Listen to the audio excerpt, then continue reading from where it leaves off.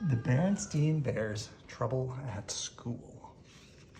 When a problem at school is kept secret too long, it can grow till a cub thinks that everything's wrong. By Stan and Jan Berenstain. Though brother and sister bear were usually very healthy, they occasionally caught cold. So when brother came home from school one day sneezing and wheezing, Mama Bear knew just what to do. She took his temperature, tucked him into bed, and went right to the phone and called Dr. Grizzly. "Sneezing and wheezing and the temperature of 101, said Dr. Grizzly. "Keep him in bed. Give him plenty of liquids and keep him home from school until his temperature is back to normal." Mama followed the doctor's orders, and little by little, brother's temperature began to go down. "I feel a little better," he said. "May I get out of bed?" "Oh, I'm afraid not," said Mama. "The doctor wants you to stay in bed. But there's no reason why your stay shouldn't be as pleasant as possible. Papa," she called, "would you bring up the portable TV?" The portable TV had remote control, and pretty soon brother was having a fine time switching from one cartoon show to another.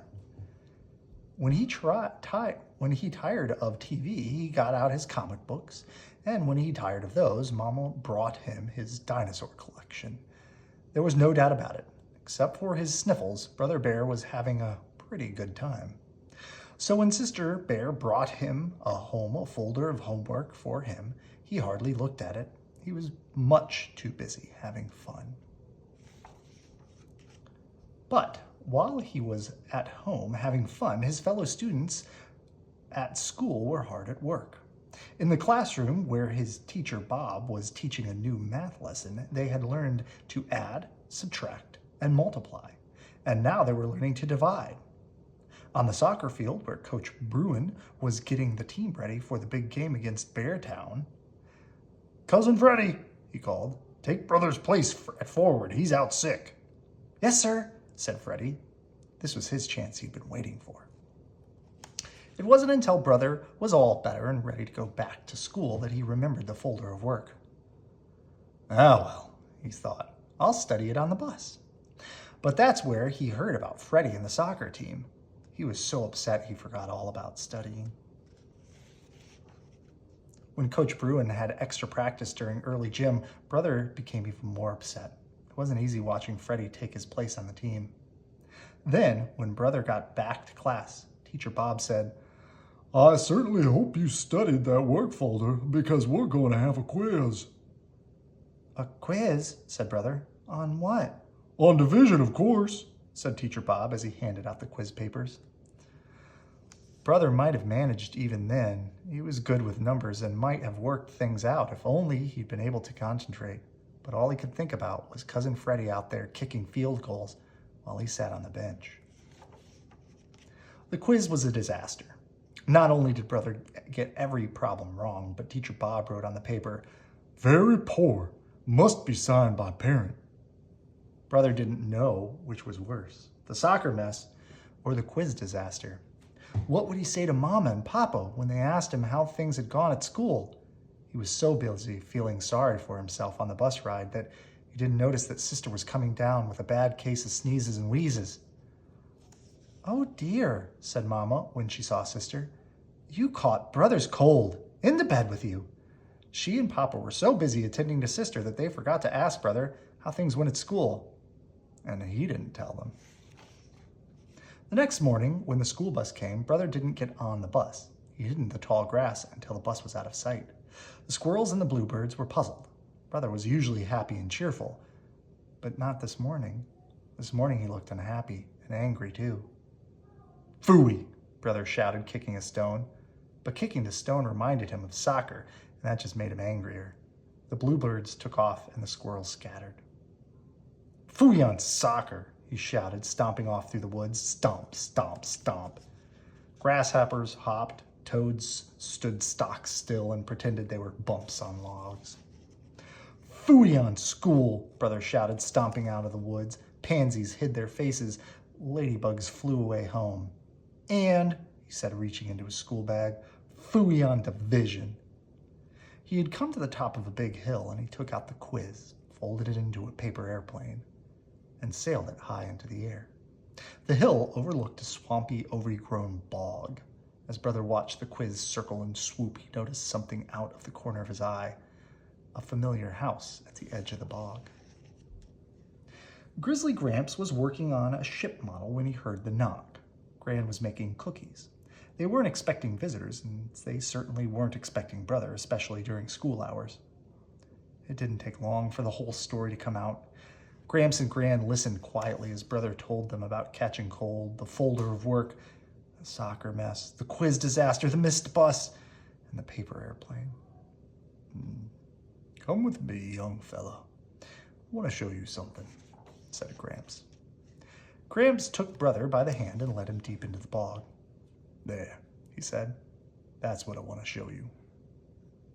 It was a very old wagon sunk almost out of sight in a muddy pond. "How did it get there?" asked Brother. "It wasn't easy," said Gramps. "I went to a lot of trouble getting that old wagon into this swamp." And then, with a twinkle in his eye, he said, "Just the way you did getting in over your head at school. It happened a long time ago when I took a wrong turn, and just the way you did when you didn't study the schoolwork that Teacher Bob sent home. Well, instead of admitting my mistake and backing up, I just pushed ahead until I was in so deep there was no getting out." "And you lost the wagon?" said Brother. "Yep," said Gramps. "But I learned a valuable lesson. If you find yourself on the wrong road, don't just keep going until you're in over your head. Back up and start over on the right road." "How am I going to do that?" asked Brother. "Oh, I think we can manage. But first, look over there," Gramps said, pointing, and there it was, the paper airplane, caught in a berry bush. "What do you think they'll say?"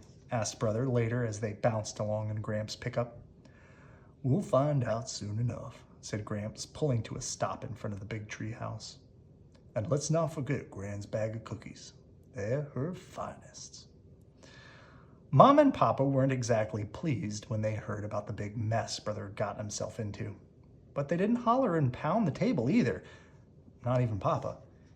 He looked like he might be going to when he saw the paper he had to sign. Gramps had tried to flatten it out, but it was still pretty wrinkled.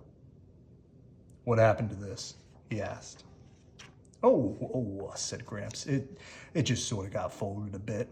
And that's when he brought out Gran's cookies. There were 10 of them. "Let's see now. There are 5 of us, counting Sister. How many cookies do each of us get?" "2, of course," said Brother, dividing them up. "Oh, don't look now, young fella," said Grandpa with a wink, "but you just divided 10 by 5.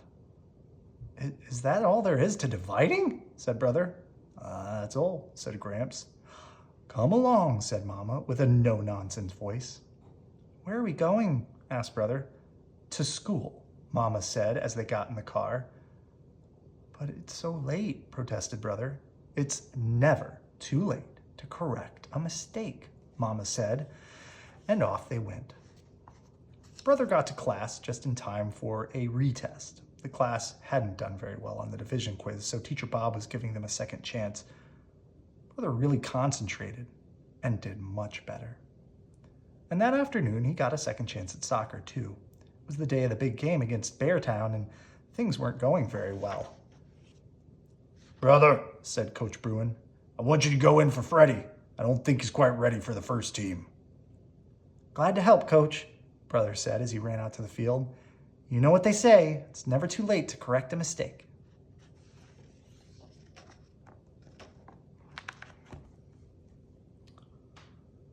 Good night. I love you.